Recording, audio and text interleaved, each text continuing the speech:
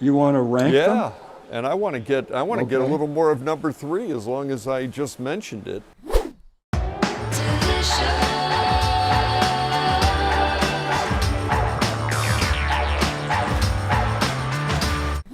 Okay, let's talk about the price of these coffees. This is really kind of interesting. Don Francisco, which is the first one we tried here, is $15.99 for 12 ounces. And that really comes out to $1.33 per ounce. And Of unbrewed coffee. and now we talk about cost of brewing a cup of coffee using the formula that we use is 59 grams per liter. So that really ends up costing 51 cents for a cup of coffee, for a 6-ounce cup. The next one is the signature Kona blend. That is available at Jewel, Albertsons, and Safeway stores, and perhaps others as well. That is $6.99 for a bag. I actually... How many ounce and it's bag? 11-ounce bag. I noticed that this is clever how they've done this during the... they took a 1 ounce less, but it's a really competitive price. And that makes it 64 cents per ounce of grounds. And what that means to you, if you brew it how we do, is 24 cents for a 6-ounce cup of coffee. Wow. I mean, I think that's a real bargain. It's at the cost of the coffee farmers, of course, who somewhere in Guatemala or Mexico, where the non-Kona coffee is grown, are getting screwed. But yes, but I mean, a lot of people here don't have a lot of money, and so that's a good deal. It's nice to know that artists and people who might not have a lot of money are able to get a cup this good for that price. And now, and I mean, you know, the honest reason that people watch some YouTube clips is to look for bargains. I can't blame people for that. It's a natural part of the human condition. Okay, third, Hula Daddy. Hula Daddy goes up in price a little bit, $47.95 for this bag, and I think this is an 8-ounce bag, I believe, if I'm not mistaken. 8 ounces for $47.95, and that is $5.99 per ounce of grounds, and then that means the end result in the cup, though, is it's $2.29 for a 6-ounce cup of coffee brewed to our standards. Well, you can look at that two ways. Number one, compared with these other options, it's extremely expensive. Compared with what you go pay for even decent wine, a few ounces of decent wine in a restaurant, just decent wine, yes, is about what? About 10 times. No, maybe not 10, but 5 times. 5 times. Is right, 5 yeah. times. 5 times as expensive as for 6 ounces. So, again, as a spokesperson for the world of coffee, I will say that this coffee, for its extraordinary quality, is not overpriced. Yeah, I mean, you can drink the best for $2.29 a cup. It's pretty good. So you can just decide, as I like to say, you can read the menu from left to right. Yeah. Another way to look at it is people pay how many dollars for a cappuccino? Oh, I know. $4. Yeah. So you're getting a cup of this extraordinary coffee if you brew it at home for considerably less. Let's go on to number 4. Maui coffee is with 30% Kona is $15.95 for the bag, and that is a 12-ounce bag. I'd say that surprised me at how reasonable it was in cost, considering it's all U.S., as far as I know, all U.S. grown coffee. I don't know that for sure. I know it's 30% Kona, so, and then I would assume at least some of it's Maui grown coffee, but that's an assumption on my part. I really don't know. It isn't identified on the bag. The bag just says 30% Yeah. Kona. Okay. Yeah, it's probably coffees from other parts. Probably. And then but that brings the cost per ounce of ground coffee to $1.33 per ounce, and that means in the cup, 6-ounce cup for 51 cents. Certainly reasonable. It's not bad. Not bad. Mm-hmm. And then now number 5 is Papa Nicholas Hawaiian Islands, $9.99 for the bag. Admittedly, I bought it on sale and I got it for a better price than that, but it was I think $6.99 at the on sale before Christmas.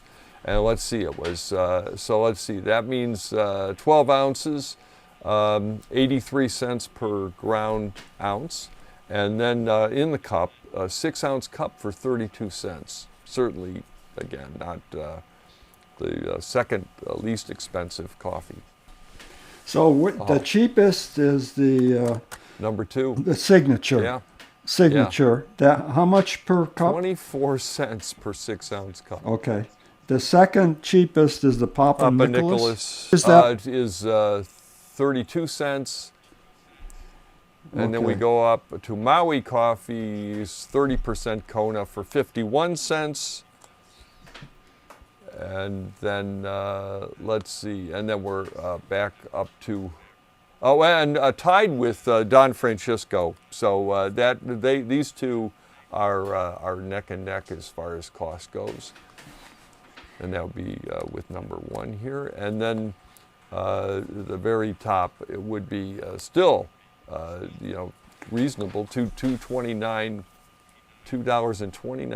for a 6-ounce cup of coffee for the Hula Daddy. Yeah, Hula Daddy. The other distinguishing factor with Hula Daddy, it's the only 100% Kona too. Only 100%. So what we don't have any intermediate quality 100% Kona here. What we're really finding out is there's actually more than 5 options. And and of course there's a 100% Kona blends, Kona, 100% pure Kona that are lesser coffees than this. Okay, so let's quickly go through our picks here. Well, as I taste them, room temperature, the other 4 coffees, if we exempt number 3 as being exceptional in every respect, the other 4 are slightly different in style and appeal, but they're very similar, I think, in a lot of ways. They're variations on a kind of a balanced cup with some aromatic interest, but not a lot, but some, with decent acidity. I don't know, I mean, they're different, but the difference is I have a hard time translating their differences into preferencing. Yeah, the signature is the lightest bodied, and that's its great failing. It's a kind of a nice, sweet, balanced coffee. Number 1, which is Don Francisco's Kona blend, right? Yes. The mouthfeel is much more substantial. It's a good, solid, balanced coffee. I don't get any, it fades a little, but I don't get any off notes that I got when it was hot. It's good, solid, balanced, full-bodied cup. Number 4 is the Maui, 30% Kona, right? That's correct. It kind of lacks energy and power and depth, but it's a kind of nicely balanced pleasant cup. I'd still probably prefer number one because of the mouthfeel. I think the acidity in number 5, which is the Papa Nicholas, the acidity, some people could really like that acidity. It's tart, just on the edge of sour, but sweet at the same time. So it's not my preference in terms of style of acidity, but I think some would like it. So I don't really have a preference of those. I probably would, now that I taste them room temperature, maybe the signature, that kind of light, very light body, might sink that to make that my least preference, the one I prefer the least, but it's very slight. Yeah. What about you? Well, Kenneth? a Hula Daddy to me is the winner. Hula Daddy is actually worth the money from a value point of view to me. $2.29 a cup. I think I could, on the husband witness stand, I think I could speak well for myself. That it wasn't an expenditure that I should be punished for. So I think that would be my first choice. Second choice to me would be the signature, because it's such a bargain, and I think it tasted like it was not a disappointing Kona blend. And I have to tell you that I've kind of talked myself out of Konas for years, because I just thought nothing there. A lot of the high-end roasters that I know kind of frankly talk about Kona not being a lot of the best crop. They would say goes to the Japan market, and they would say that I think really at the end of the day what they're grumbling about is it's really costly to them. And as Ken pointed out about some others, some other comments about Kona that are the green coffee is expensive enough that it cuts into the roaster's profit. But the roaster has to charge more Correct. for it. And they don't Kevin, get the roasters feel, well, I could get an Ethiopian coffee that is twice as good and interesting, twice as a arbitrary statement, but is better than this Kona, and I'm going to pay for the green coffee. I'm going to pay about maybe 20% of the cost of the Kona. So why am I buying Kona if going strictly by the cup? I'm buying it for the name, so they feel cheated by the name, but they feel manipulated, I suppose, by the name and by the myth. But look, Kevin, I want to clarify, though, that none of these are Kona except one. So we don't really have a comparison here between an exceptional Kona, like the Hula Daddy, and an ordinary 100% Kona. Mm-hmm. What we have, because Kona is so expensive and so rare and difficult to get, even the roasters who want it may not be able to find it. And if they do find it, they don't like it. It's not a good example for them. So they're going to Kona style or 10% Kona blends or 30% Kona blends or Kona style. So what we're really comparing is one extraordinarily exceptional Kona, which is probably not typical at all of all Konas, against Kona style, Kona blend. The rest of these coffees are almost all coffees from somewhere else. Correct.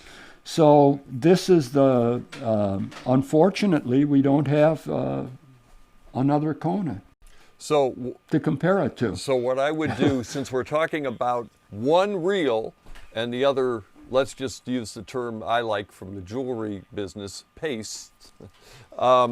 I think that... No, they're not paste. They're good coffees. Well, they're just not Kona coffees. I didn't say paste doesn't mean good, good quality. I mean, but they are not a 100% Kona coffees. So I would say the number 3 clearly is my winner.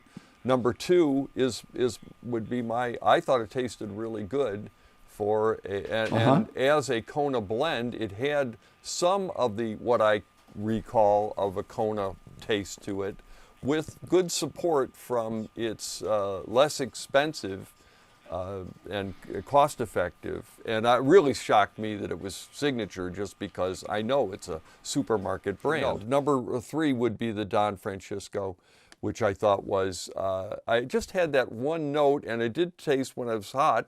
Unfortunately, I drink most of my coffee hot, so I probably kept a grudge about it. And then number 4, the Maui coffee, 30% Kona. I thought, frankly, it was good, but didn't wow me enough. And then number 5 is the Papa Nicholas, which I thought was just the least interesting coffee. Still a good coffee. All of these are drinkable. The small farm Kona Coffees can't be bought. They're sold directly to consumers. Understood.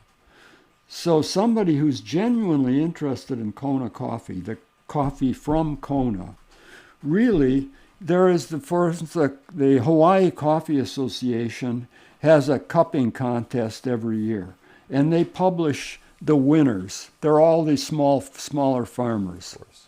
And so if you went online and looked at that, you would see some names of farms that you could go to online and see what they're doing. Most of these places, they roast their coffee to order. They'll roast it once a week, or they only roast it during certain seasons. So it's a internet search, really, for the mainland consumer. And of course, if you live in Kona, that's different. You can go to the farm. But I don't know how I got started on that, except that you probably won't find 100% Kona from larger roasters. It could be that some of them, like Starbucks, they can find some for their special outlets, their showplace roasteries or something like that. But in general, that's how the picture. So I think that, see, again, what I would say is that the name Kona is having a certain positive effect here, because these 4 blends were pretty good. Okay, well, I think that's a good summary. They're all drinkable. If you're buying the name Kona and anything attached to it, this is kind of reassuring, because you're getting a good, decent cup in all of these cases. And if you're buying the only true Kona we have is exceptional, which doesn't mean that all 100% Konas are exceptional. It doesn't mean anything, except that there are small farmers like Hula Daddy in Kona that are doing exceptional jobs, and if you find them on the internet or through your research, you'll get some exceptional coffees. Agree with that. And I think that, again, if you're going to get the 100% Kona, this one for sure is a distinctive coffee.